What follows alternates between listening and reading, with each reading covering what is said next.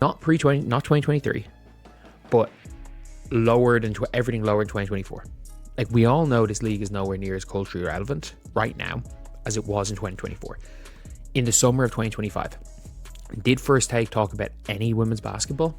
They talked about any of these sports shows. They talked about the first Angel Reese vs Caitlin Clark game. They talked about Caitlin Clark against Liberty. And that was it. That was it. No one talked about Paige's 44-point game. No one cared. And that is a problem. We are one Caitlin Clark injury away from this league, going back to pre-2024. That's not hyperbole. That's the uncomfortable reality sitting across the negotiating table right now between the WNBA and its Players Association. And it's the reason these CBA talks have hit a wall that might not come down. The Players Association just released a statement accusing the league of refusing to negotiate in good faith. The league fired back saying the players' demands aren't financially sustainable, and caught in the middle is a question nobody wants to ask out loud. What happens if this season doesn't happen? And the league knows it's a problem. But the players, and this is where the kind of lack of professionalism on the player side comes in. Like, they're like reposting stuff about striking. They basically said here, at midnight, it expires despite demonstrating our willingness to compromise in order to get the deal done. They've shown no willingness. From what we've seen, the players have said, this is what we want and we're not budging. And by the way, that's fine. I mean this when I say this. Until a game is missed, the players need to use every bit of leverage they have to get as much money as they can. As long as they don't overplay their hand. Here's what's actually on the table. The players want a revenue-sharing model tied to 30% of gross revenue, similar to what NBA players get. They want the salary cap to fluctuate year to year based on actual league earnings. The league offered a fixed percentage increase structure instead, reportedly around 5% annual growth, and the players turned it down. Now, here's the part that makes this complicated. The WNBA doesn't operate like the NBA. Most teams are still losing money. Operating costs are astronomical relative to revenue. And unlike the NBA, where the league owns the product entirely, the WNBA's financial structure is fundamentally different. The players are asking for a revenue split on money that, in many cases, doesn't exist yet. Reese, Paige Beckers, Aja Wilson, Sabrina Ionescu, Brianna Stewart, Nafisa Collier.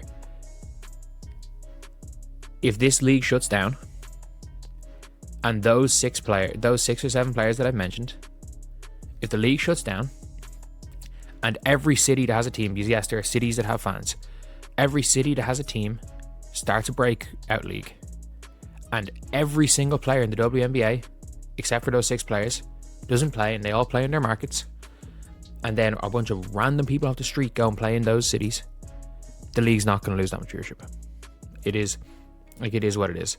Like, you could replace... That Connecticut Sun example isn't an exaggeration. You could replace entire rosters on half these teams with college alumni who never made the league, and attendance wouldn't change. That's not disrespect to the players. That's market reality. There are exactly 6 or 7 players in this league whose individual brand exceeds their team's brand. Caitlin Clark, Angel Reese, Paige Buchers when she enters, Ajaja Wilson, Sabrina Ionescu, Brianna Stewart, Nafisa Collier, that's the list. Everyone else is replaceable from a pure business standpoint. And that creates a leverage problem the Players Association doesn't want to acknowledge. The league knows this. The players know this. But nobody can say it out loud during negotiations because it undermines the entire collective bargaining premise. This Connecticut Sun. You could get rid of the entire Connecticut Sun team, and you could replace them with an entire team of UConn alum who aren't in the league, and it would not affect attendance or viewership one bit. That is the reality. Like, the Connecticut Sun brand, there are teams that their brand is bigger than the players. There's about 6-7 players that are bigger than the brand, and the reality is that both sides are jeopardized in the future, because I think everybody knows this isn't a case of, is there going to be a 2026 season? This is a case of, is this league going to exist or not? And who has more to lose by this league not existing, and I think the players have more to lose. So let's talk about what actually happened in 2024 that created this leverage imbalance. First, Take didn't discuss women's basketball once during the 2025 offseason, except for two topics: Caitlin Clark's injuries before her first Unrivaled game, and Caitlin Clark potentially going to the Liberty. That's it. Paige Beekers dropped 44 points in a college game. Nobody cared outside of women's basketball circles. The viewership numbers tell the story. Without Caitlin Clark playing, WNBA games this past season that didn't feature the Fever saw ratings drop back to 2023 levels, not slightly down. Back to where they were before the boom. The league went from record-breaking viewership when Indiana played to barely registering on sports media's radar for everyone else. That's a Caitlin Clark effect, not a WNBA effect. And it's why the owners are terrified of committing to a revenue share model that assumes 2024's growth is permanent. The majority of the league. Like, that is where this is why the league are against the players, is their starting point and argument is an impossibility. Like, there's a world where, let's just say hypothetically, 30%, the 30% rev share they're looking for is a 10 million salary cap. There's a world where they give them the salary cap, but don't give them the increase on the gross, don't give them the 30% of the gross revenue, because again, the operating costs are so high to run these WNBA teams, and the operating costs become even higher. If they gave them the money they wanted right now, and then a fixed 5% increase per year, something like the NBA get, they'd turn it down. The players put an inflatable rat outside the NBA store on Fifth Avenue as a labor protest symbol. When you search for images of this protest, there are almost no photos. The NBA store sits 3 minutes from the Louis Vuitton building, where tourists line up for Instagram photos constantly. Fifth Avenue is one of the most photographed streets in America, and this protest barely registered. That tells you something about leverage. When NBA players threatened to strike, it dominated every sports network for weeks. When WNBA players put up a protest rat, it didn't even trend on social media. The Players Association statement talked about jeopardizing fan trust and investment. But the harsh reality is that outside of those 6 or 7-star players, most fans aren't invested in individual players. They're invested in the idea of women's basketball succeeding. It sounds like they literally want from the sounds of things, the WNBA players want a constantly fluctuating salary cap system based on the previous year's earning. And you better believe, like, people are like, oh, if the league fails with the revenue split, it's going to go down. Could you imagine? Could you imagine if the league failed and suddenly, if Caitlin Clark got injured if Caitlin Clark God forbid, tears her ACL, and the league's revenue drops, the TV deal kicks in, whatever, the sponsorship comes in, and let's just say her career is done, and then they try to re-up the TV deal, and they can't get the extra money they want. The operating costs are so high, teams aren't bringing in money, people aren't showing up to games. The leagues, it's like Unrivaled, where you can buy near courtside seats for $50, first row off courtside for $50 for some games, and it's like, if it gets to that. Here's where the Players Association strategy gets dangerous. They're using the word equity, not equality. Equity, that's a loaded term that implies the league owes them something beyond market value, and it's exactly the wrong framing for these negotiations. The league offered them more money, they offered guaranteed increases. They offered enhanced player experiences and long-term growth investments. What they didn't offer was a fluctuating revenue share tied to gross earnings, because the operating costs make that model unsustainable for teams that are already bleeding money. Think about what happens if they get their 30% revenue share and then Caitlin Clark tears her ACL. The league's revenue drops 40% overnight based on 2024 patterns. Suddenly, teams that committed to higher salary caps based on last year's numbers are hemorrhaging even more money. The TV deal comes up for renewal, and networks look at viewership without Clark and offer half what they're paying now. The salary cap drops from $1.3 million to $600,000 per team in a single year. To Thomas. And no one's going to give a damn about her playing a Project B. And then there's Project B to compete with as well. Like, I don't think Project B succeeds. Unrivaled is not going to succeed.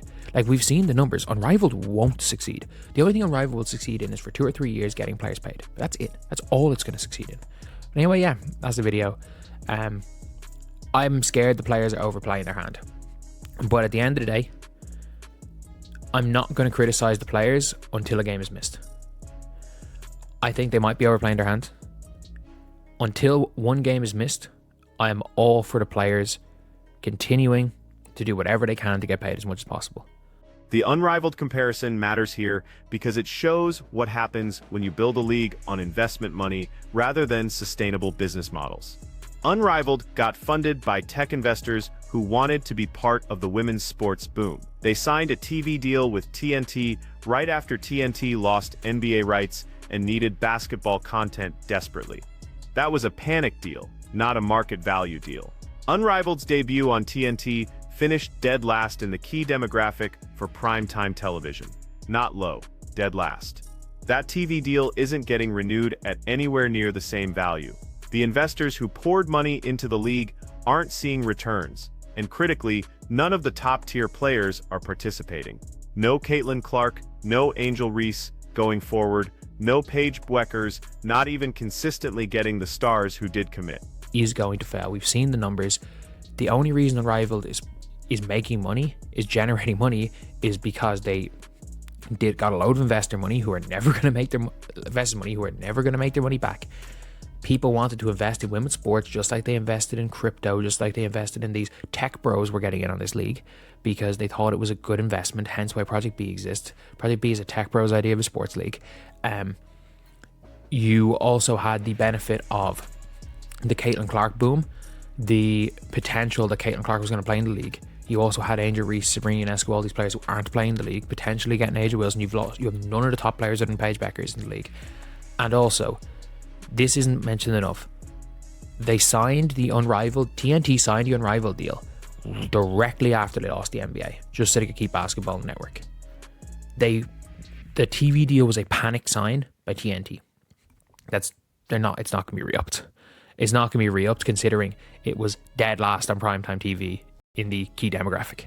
But anyway, yeah, that's the video. So here's the nightmare scenario that both sides are avoiding talking about publicly. If the players strike and the season gets canceled, what happens to women's professional basketball? The WNBA has the NBA's backing, infrastructure, and most importantly, the brand association. If the WNBA dies, you can't just start a new league and expect it to work. We've seen this play out. Players think they can create their own league or join alternative leagues and maintain relevance, but nobody cares about NBA players when they're not playing in the NBA. Drew League games featuring multiple all-stars barely draw attention. The same principle applies here. If something isn't tied to the established league structure, American sports fans don't care who's playing. You could have the 6-star players all join a new league and it still wouldn't matter because it's not the WNBA. The brand matters more than people want to admit. And here's the other problem.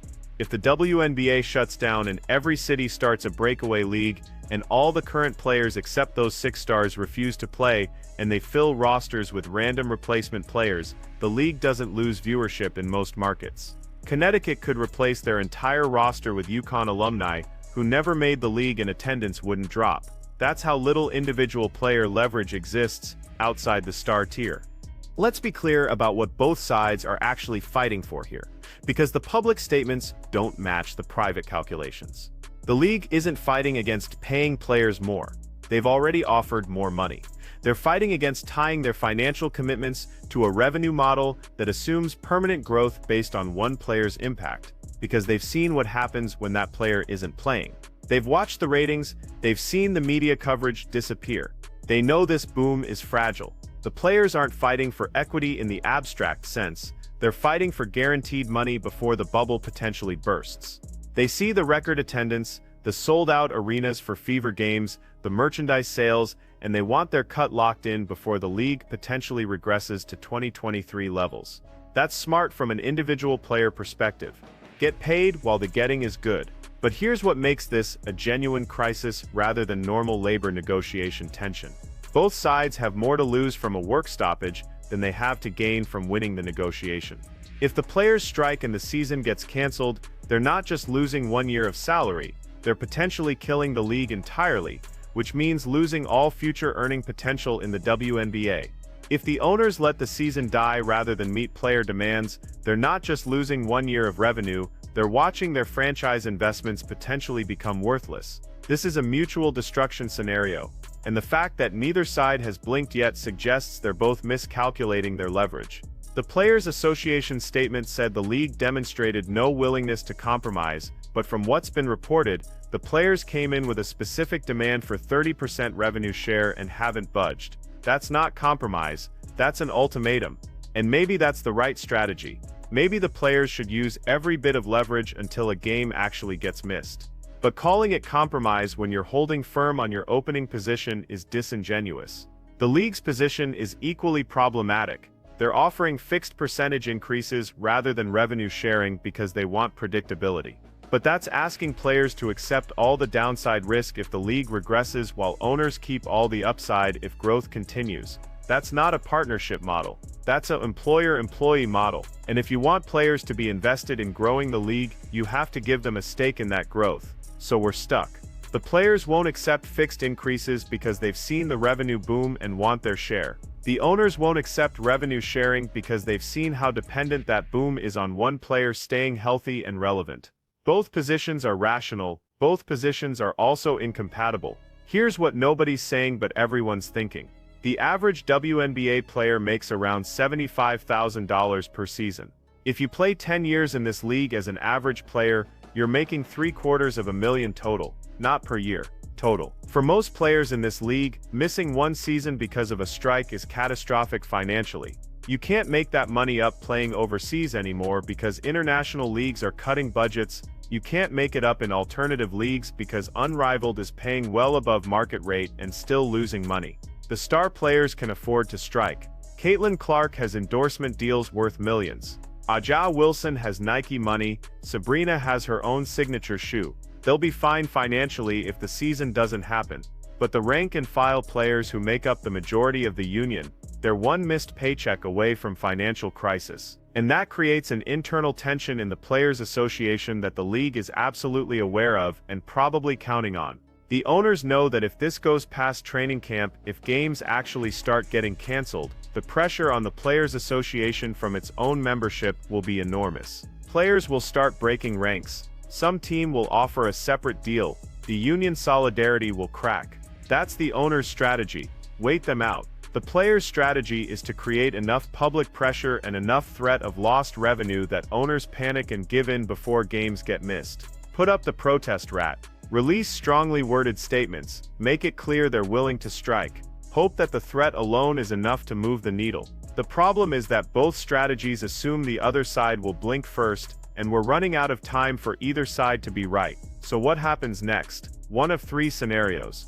First scenario, somebody blinks in the next few weeks. The players accept something closer to the league's fixed increase model, or the owners accept something closer to revenue sharing with heavy protections and caps. Training camp happens on time, season starts as scheduled, and we all forget this happened by playoff time. Second scenario, we get a delayed start. Games get canceled, both sides finally realize the stakes and hammer out a compromise deal in October or November. We get a shortened season, some teams have to play in alternate venues because of scheduling conflicts, and the whole thing is messy, but basketball eventually happens. Third scenario, the season doesn't happen. The players strike, the owners refuse to budge, and we lose the entire 2025 season. And if that happens, the WNBA as we know it is probably done. Not immediately, but the momentum dies. The casual fans who started watching because of Caitlin Clark move on. The TV deals get renegotiated downward. The investor money dries up,